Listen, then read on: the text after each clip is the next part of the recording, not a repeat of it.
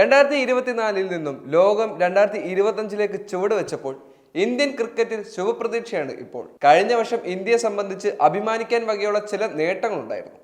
ഇതിൽ ഏറ്റവും പ്രധാനപ്പെട്ടത് ICCയുടെ T20 ലോകകപ്പ് വിജയം തന്നെയായിരുന്നു. ഇംഗ്ലണ്ടുമായി നാട്ടിൽ നടന്ന ടെസ്റ്റ് പരമ്പരയിൽ നേടിയ വിജയവും ഇന്ത്യക്ക് സന്തോഷിക്കാൻ വകയുണ്ട്.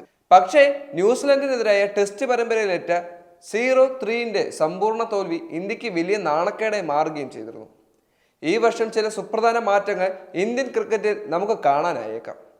ടീമിൽ മാത്രമല്ല തലപ്പത്തും അഴിച്ചുപണികൾ പ്രതീക്ഷിക്കാം. 2025 ഇന്ത്യൻ ക്രിക്കറ്റിൽ സംഭവിക്കാൻ സാധ്യതയുള്ള ചില പ്രധാനപ്പെട്ട മാറ്റങ്ങൾ എന്തൊക്കെയാണെന്നാണ് ഞാൻ ഇന്ന് പറയുന്നത്.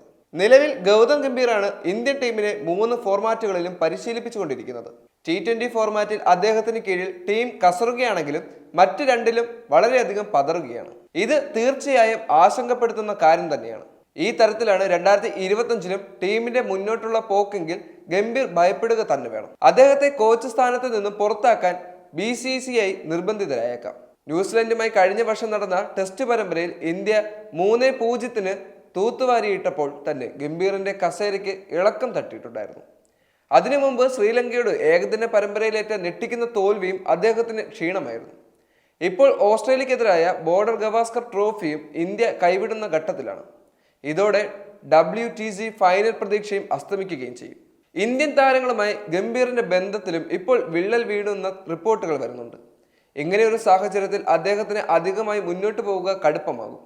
അടുത്ത മാസം തുടങ്ങാനിരിക്കുന്ന ചാമ്പ്യൻസ് ട്രോഫിയാവും ഇനി ഗംഭീറിന്റെ ഭാവി തീരുമാനിച്ചേക്കുക. ടൂർണമെന്റിൽ ഇന്ത്യക്ക് വലിയ തിരിച്ചടി നേരിടേണ്ടി വന്നാൽ ഗംഭീറിനെ പരിശീലക സ്ഥാനത്ത് നിന്നും BCCI പുറത്താക്കിയാകാനും സാധ്യതയുണ്ട്. അങ്ങനെ സംഭവിച്ചാൽ പുതിയൊരു കോച്ചിനെയാവും ഈ വർഷം നമുക്ക് കാണാൻ സാധിക്കുന്നത്. ഇന്ത്യൻ ക്രിക്കറ്റിൽ സംഭവിക്കാൻ പോകുന്ന രണ്ടാമത്തെ മാറ്റം ചില ഇതിഹാസ താരങ്ങളുടെ വിരമിക്കലാകാനുള്ള സാധ്യതയുമുണ്ട്. ദീർഘകാലമായി ഇന്ത്യൻ ബാറ്റിംഗിന്റെ നെടുന്തൂണായി നിൽക്കുന്ന ക്യാപ്റ്റൻ രോഹിത് ശർമ്മ, മുൻ നായകൻ വിരാട് കോഹ്ലി എന്നിവർ ഈ വർഷം വിരമിക്കൽ പ്രഖ്യാപിച്ചേക്കാം.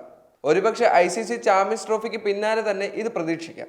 ബാറ്റിംഗിൽ വളരെ മോശം ഫോമിലൂടെയാണ് രണ്ടുപേരും കടന്നുപോയിക്കൊണ്ടിരിക്കുന്നത്. ഓസ്ട്രേലിയയുമായുള്ള അവസാന ടെസ്റ്റിന് ശേഷം ടെസ്റ്റിൽ നിന്നും രോഹിത് വിരമിച്ചേക്കാമെന്ന റിപ്പോർട്ടുകളുമുണ്ട്. ചാമ്പ്യൻസ് ട്രോഫിയിൽ ടീം ഫ്ലോപ്പ് ആയാൽ അദ്ദേഹം ഏകദിനവും മതിയാക്കിയേക്കാം. കോഹ്ലിയുടെ കാര്യങ്ങൾ വ്യത്യസ്തമൊന്നുമല്ല. ഓസീസുമായുള്ള ടെസ്റ്റ് പരമ്പരയിൽ നിരന്തരം ഒരേ രീതിയിലുള്ള പുറത്താക്കലാണ് അദ്ദേഹം നേരിട്ടുകൊണ്ടിരുന്നത്. ബാറ്റിംഗിൽ ഒട്ടും ആത്മവിശ്വാസമില്ലാത്ത കോഹ്ലി കാണപ്പെടുകയും ചെയ്തിരുന്നു. അതുകൊണ്ട് തന്നെ യുവതാരങ്ങൾക്ക് വഴി മാറിക്കൊടുക്കാൻ അദ്ദേഹം ഈ വർഷം കളി മതിയാക്കിയേക്കാം. മലയാളി താരം സഞ്ജു സാംസൺ ഇന്ത്യൻ ടീമിൽ സ്ഥാനമുറപ്പിക്കുന്നതിന് ഈ വർഷം സാക്ഷിയാകും. സീനിയർ താരത്തിന്റെ വിരമിക്കൽ അദ്ദേഹത്തിന് ടീമിൽ കൂടുതൽ അവസരങ്ങൾ നൽകിയേക്കാം.